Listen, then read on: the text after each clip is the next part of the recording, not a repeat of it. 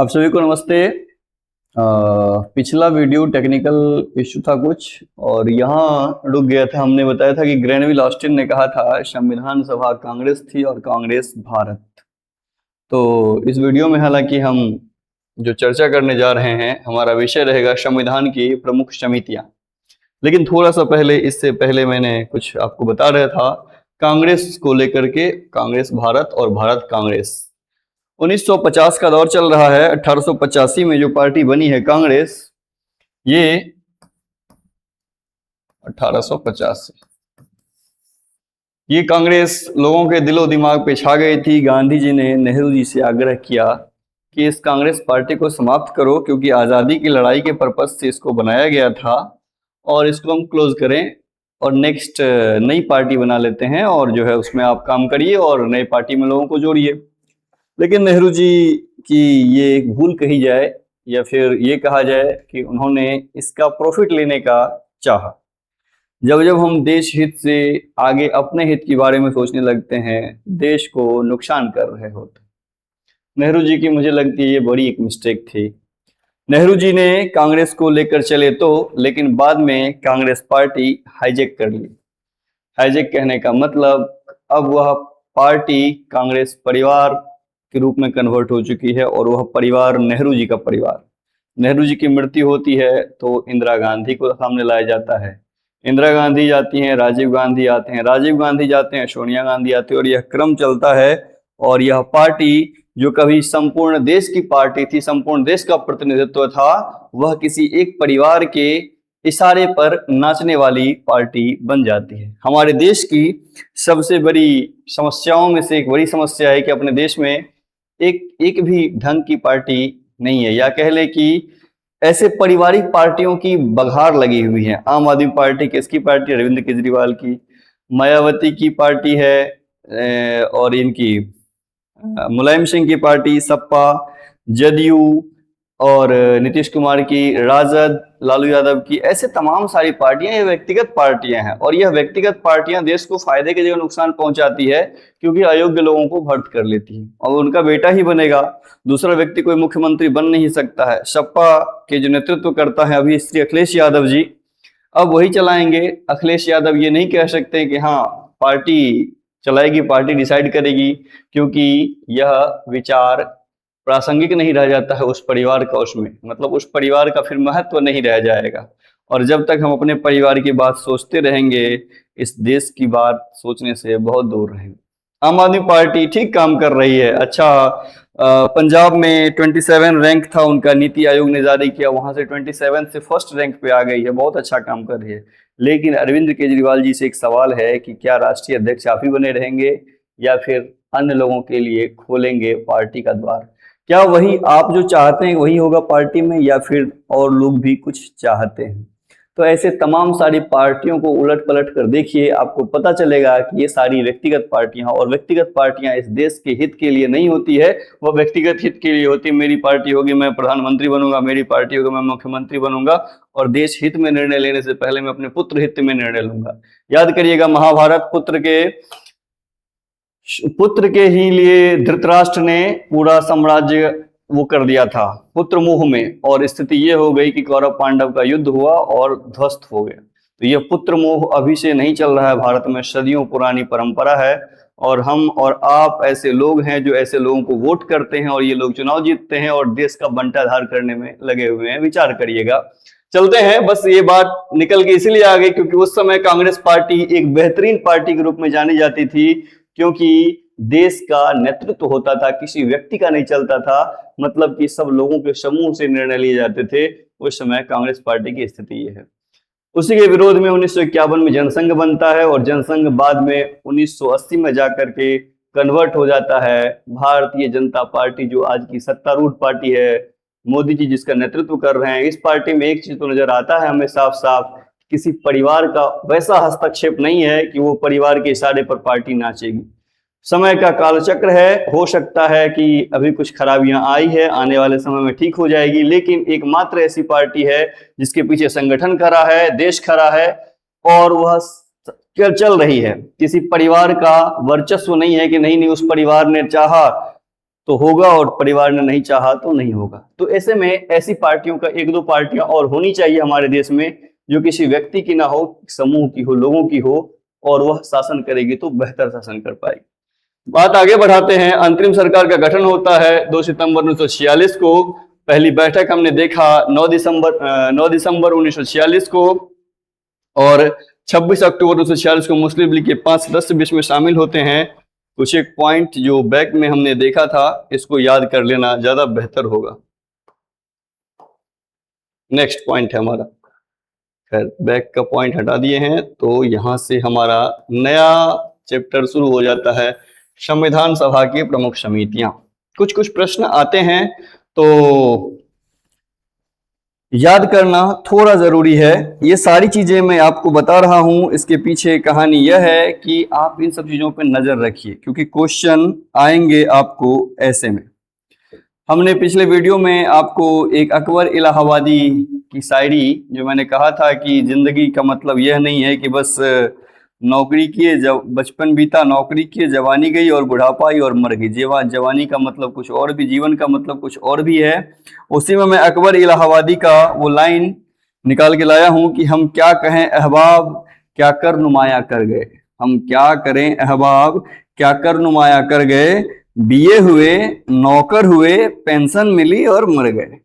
तो जीवन इतने में नहीं रहना है कि बीए होना है, नौकर होना है और मर जाना है। जीवन में कुछ नई चीजें करिए, कुछ समाज के लिए, कुछ देश के लिए, कुछ परिवार के लिए, शायद बेहतर कुछ कर पाएंगे। तो चलिए नया टॉपिक शुरू करते हैं, संविधान सभा की प्रमुख समितियां। तो भैया चलो आगे बढ़ जाते हैं। कहानी है संघीय संविधान सभा की समिति। देखिए अब समिति कहने का मतलब क्या होता है, संविधान सभा बना। सभा कहने का मतलब हुआ कि मान लीजिए 10 लोग बैठे और चर्चाएं शुरू हुई कि क्या करना है अपने देश में। एक संविधान सभा में इलेक्ट होकर लोग आए और अब चर्चा शुरू हुई कि कैसे किया जाएगा, क्या किया जाएगा। एक घर में एक बड़ा सा भोज का आयोजन किया जाना है, कैसे किया जाएगा? क्या सब लोग बैठ के और भोज करा लेंगे? जी नहीं, जिम्मेदारियां तय की जाती है कि ऐसा है कि खाने पीने का व्यवस्था आप 5 लोग देखिए। अगर मान लीजिए कि ठीक ठाक भोज कर रहे हैं, तो एक छोटा सा उदाहरण मैं दे रहा हूं। खाने पीने का प्रबंध एक लोगों का काम रहेगा। उस 5 लोगों में से कुछ लोगों का काम हो जाएगा, सब्जी ले आएंगे, कुछ चावल ले आएंगे, जो भी है भोजन पानी की व्यवस्था की जिम्मेदारी 5 या 10 लोगों को दे दी जाएगी। उसका काम रहेगा कि आपको पूरा पूरा फोकस इसी पे करना है। दूसरा काम रहेगा साज सजावट की, बैठने की, कैसे लोग आएंगे, कहाँ बैठेंगे, कैसे खाएंगे। उनका काम रहेगा कि आप मैनेजमेंट देखिए, मतलब कहाँ आपको पंडाल लगाना है, कहाँ बैठाना है, कैसे होगा, पानी कहाँ रखना है, कितने ग्लास आए, कितने पत्तल आए, उसकी व्यवस्था उसकी देख रेख। एक व्यक्ति की काम एक समूह रहेगा जिसका काम रहेगा कि साफ सफाई का। एक समूह ने खाया, आप उसको साफ सफाई करिए, दूसरा समूह को लाइए।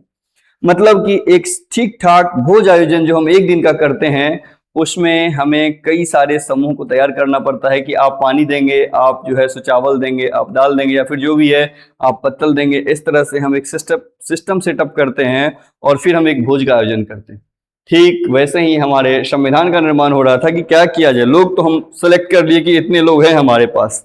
हमने क्या किया, हर चीजों की एक समिति बना दी, जो जो चीजें आवश्यक थी उसकी एक समिति, कुछ लोगों को समूह में जोड़ दिए कि भैया आपका ये काम रहेगा। समिति का मतलब यही है, इसमें और विशेष परेशान नहीं होना। बस ये समिति का मतलब है कुछ लोगों को जिम्मेदारी दे दी गई, भाई आप संघ का काम देखिए, आप झंडे का काम देखिए, आप जो है प्रारूप देखिए, आप जो है मूल अधिकार देखिए, आप जो है सो अल्पसंख्यक वाला व्यवस्था देखिए, आप जो है पूर्वोत्तर का व्यवस्था देखिए। ऐसे सब चीजों को अलग अलग कर दिया गया। कुछ लोगों को जिम्मेदारी दे देगी, उसके अध्यक्ष का नियुक्त कर दिया गया कि आप फलाने व्यक्ति इसके अध्यक्ष हो जाएंगे और आपके निर्देशन में 4-5 लोग रहेंगे जो काम करेंगे। और उसी चीज को हमें याद कर लेना है। थोड़ा सा याद कर लेने का मतलब है कि पूरा ऐसे नहीं कि पूरा रट्टा मार जाइए, देखते रहिए। याद करने का मतलब ये होता है कि किसी चीज को बार बार आप किसी पॉइंट्स को देखते रहेंगे, याद हो जाएगा। एक चीज को 4 बार 5 बार पढ़ेंगे आप, ऑटोमेटिक याद हो जाएगा। याद करने का मतलब ये नहीं कि अब याद करने में लगे हो। चलिए आइए पॉइंट पे। संघीय संविधान समिति, इसके अध्यक्ष हुए पंडित जवाहरलाल नेहरू। याद करने वाला विषय है संघीय संविधान। संघीय कहने का मतलब मैं बताया हूं, जब हम संपूर्ण भारत की बात करते हैं तो उसको संघ बोलते हैं। तो संघीय संविधान समिति, पंडित जवाहरलाल नेहरू, प्रक्रिया नियम समिति, डॉक्टर राजेंद्र प्रसाद। जो महत्वपूर्ण होगा मैं उस पर टिक लगा दूंगा ऐसे। संचालन समिति डॉक्टर राजेंद्र प्रसाद। प्रारूप समिति बहुत महत्वपूर्ण है। प्रारूप समिति कौन है? Doctor B R Ambedkar. बहुत सारे लोगों को मैं सुना हूं, देखा हूं कि वो सीधे कहते हैं कि संविधान का निर्माण किसने किया? भीमराव अम्बेडकर जी ने किया। Be aware. अगर आप सामान्य विद्यार्थी हैं तो आप कह देते हैं, चल जाता है, लेकिन अगर राजनीति विज्ञान के विद्यार्थी हैं और आप कह देंगे कि संविधान निर्माण अम्बेडकर जी ने किया, गलत है। संविधान का निर्माण अम्बेडकर जी ने नहीं किया। अम्बेडकर जी ड्राफ्टिंग कमेटी के हेड थे। संविधान निर्माण में उनकी महती भूमिका थी, एक बड़ी भूमिका थी। इसीलिए संविधान निर्माण में हम भीमराव अम्बेडकर को ये कहते हैं कि उन्होंने संविधान के निर्माण में महत्वपूर्ण भूमिका निभाई।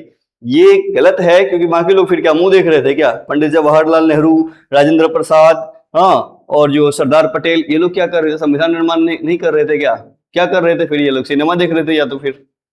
जी नहीं। तो इसको ठीक करेंगे, ऐसा नहीं होगा। बार बार मैं सुनते आ रहा हूं बाबा साहब भीमराव अम्बेडकर ने। अरे यार, बाबा साहब को पढ़ो पहले। पहली बात तो आप ये करो कि बाबा साहब को पढ़ा करो, उन्होंने क्या किया, कैसे किया, पहली बात। दूसरी बात कि आप चीजों को समझिए, ऐसा नहीं कि उन्होंने ही कर दिया।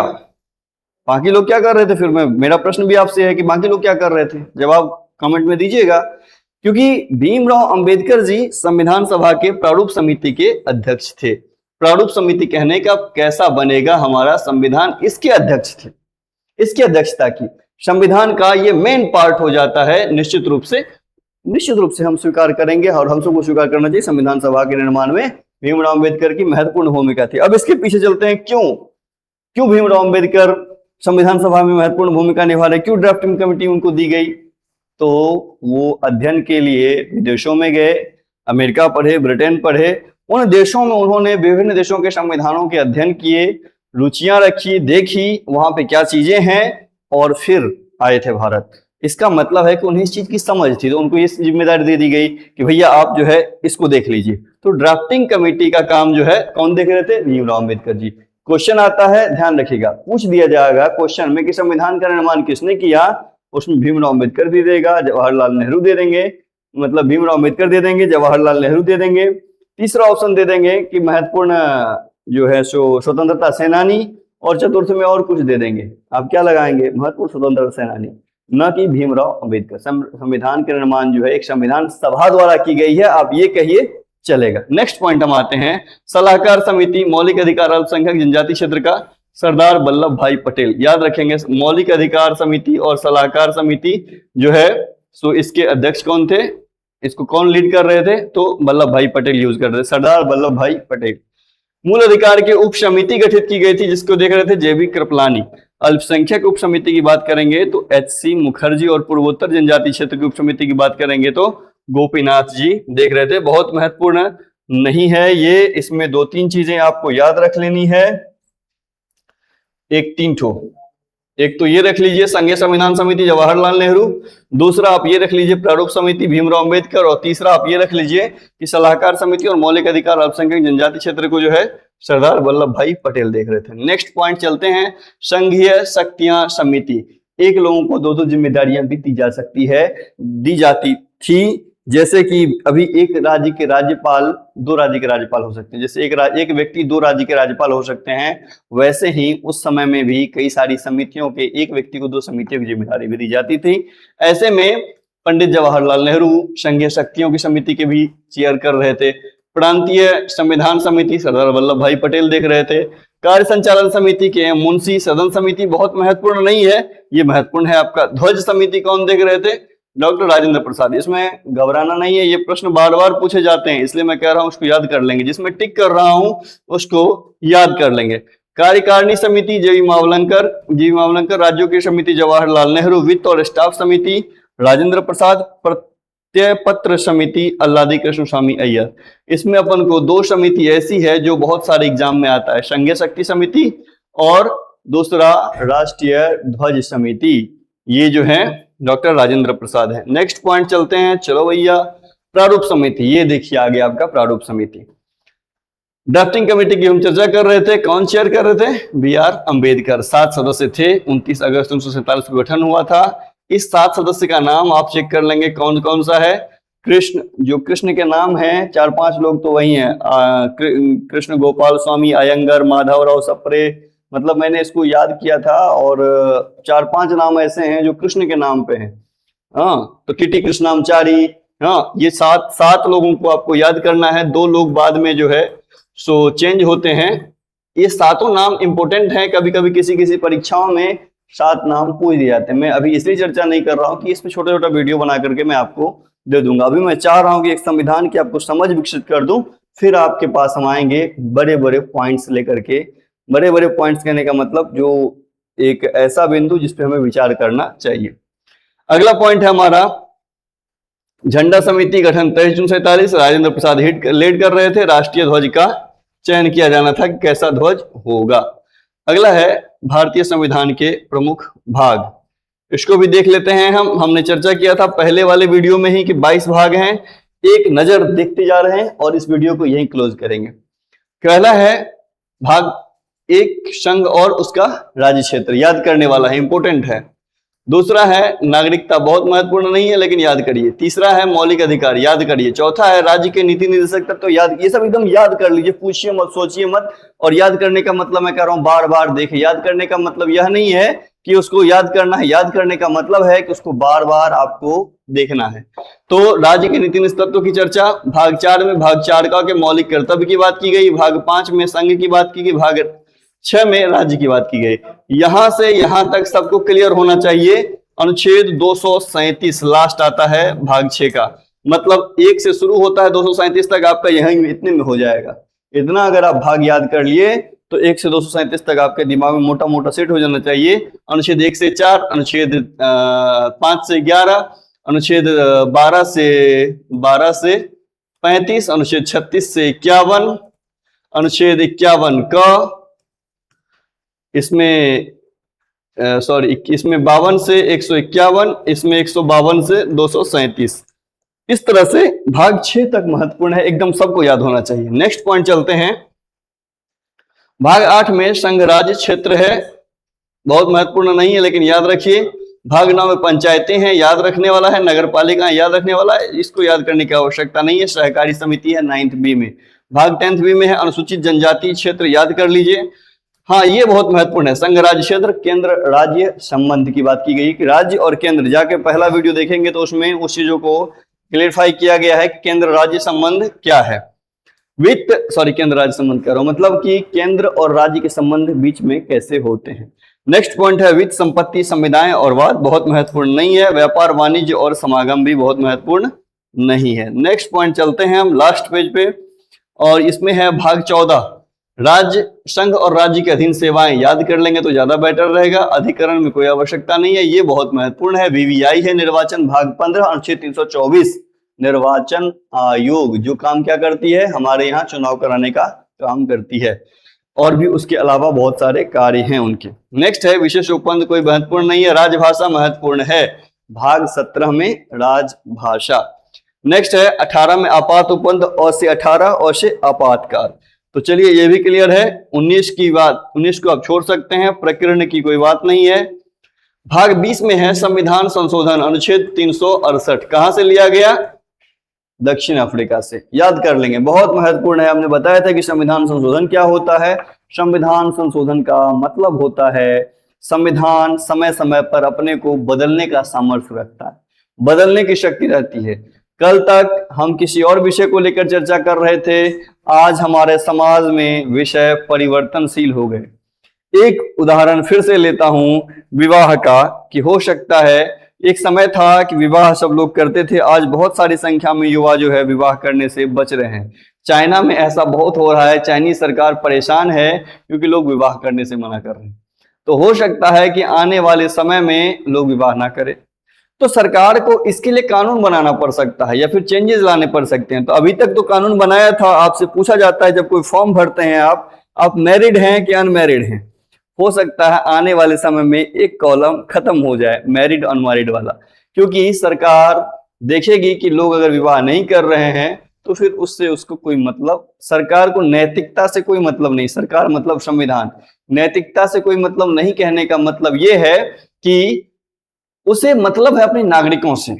सही और गलत तरीके अपनाएंगे तो हम उसको ठीक करेंगे, बाकी वो किस परिवार से पला बढ़ा, कैसे जन्म हुआ, उससे हमें कोई मतलब नहीं है। खैर, तो सरकार को परिवर्तन करने की जो शक्ति है, संविधान में जो परिवर्तन हो सकता है वो अनुच्छेद 20 के द्वारा ही हो सकता है, संविधान संशोधन के द्वारा भी हो सकता है। अनुच्छेद 21 है, अस्थायी संक्रमणकालीन एवं विशेष उपबंध, कोई विशेष जरूरी नहीं है याद करने की।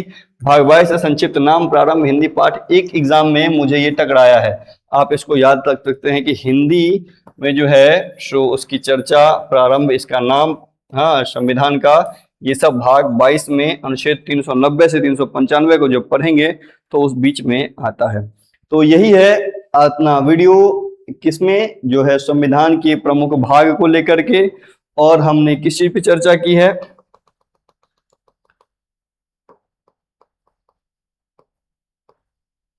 आपका जो है संविधान सभा की बात की। संविधान सभा को लेकर के मैं फिर से कह रहा हूं कि इस वीडियो के माध्यम से हम चाह रहे हैं कि एक समझ आपको विकसित हो जाए, और उसके बाद हम एक एक पॉइंट्स लेकर के आएंगे, एक एक टॉपिक लेकर के आएंगे। संविधान सभा के अंतर्गत बहुत सारे विषय हैं जिसको चर्चा किया जा सकता है। तो संविधान सभा क्या होती है मैंने ये बताने का प्रयास किया, संविधान सभा को कौन कौन लीड कर रहे थे वो बताने का प्रयास किया, और उसके बाद एक बार फिर से भाग का, हमारा संविधान के जो 22 भाग हैं उसका हमने रिवीजन करवा दिया है। तो इस वीडियो में यहीं तक रखते हैं। इसके बाद जो है सो अगले वीडियो में हम देखेंगे कि संविधान के जो प्रमुख अनुच्छेद हैं, प्रमुख अनुच्छेद कहने का मतलब कि अनुच्छेद 1 क्या है, अनुच्छेद 2 क्या है, जो जो एग्जाम में आते हैं। हमने कुछ अनुच्छेद की चर्चा भी की थी, लेकिन जो जो अनुच्छेद आते हैं उन अनुच्छेदों को हम क्या करेंगे, एक बार चर्चा कर देंगे। जब जब आपका परीक्षा हो आप उन अनुच्छेदों को एक बार देख लेंगे तो शायद फायदे में रहेंगे। तो मेरा प्रयास रहेगा जल्द ही अगला वीडियो आपको मिल जाएगा संविधान के प्रमुख अनुच्छेद को लेकर। तो चलिए, तो फिर ठीक है, फिर मिलते हैं किसी और वीडियो में। और कुछ है मैं देखता हूं मेरे पास सुनाने के लिए, तो मैं सुना देता हूं।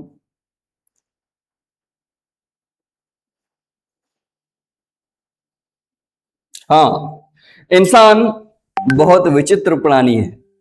इंसान बहुत विचित्र प्राणी है। उसे जानवर कहो तो बहुत क्रोधित हो जाता है। उसे अगर जानवर कहोगे तो क्रोधित हो जाएगा कि तुम मुझे जानवर कैसे बोल दिए, लेकिन जब उसे सिंह कहोगे तो उसे बड़ी प्रसन्नता होती है कि वो सिंह के समान है। उसमें हमने उससे भी जानवर कहा, लेकिन इस बार वो मुस्कुराया। इसीलिए मनुष्य को कहा गया है कि वो बहुत विचित्र प्राणी है। हाँ, प्रशंसा, अपनी प्रशंसा अगर हम कर रहे हैं कि मैं बहुत अच्छा हूं, मुझसे अच्छा कुछ है ही नहीं, तो यह हमारी मूर्खता का एक ठो बिंब दिखता है। हम कितने विनम्र हैं और कितनी विनम्रता हमारे व्यक्तित्व में झलकती है, यही हमारी विद्वता की परिचय है। इसीलिए प्रयास करिए विनम्र बनने का, सबके साथ समान व्यवहार करने का, सबसे ठीक से मिलने का।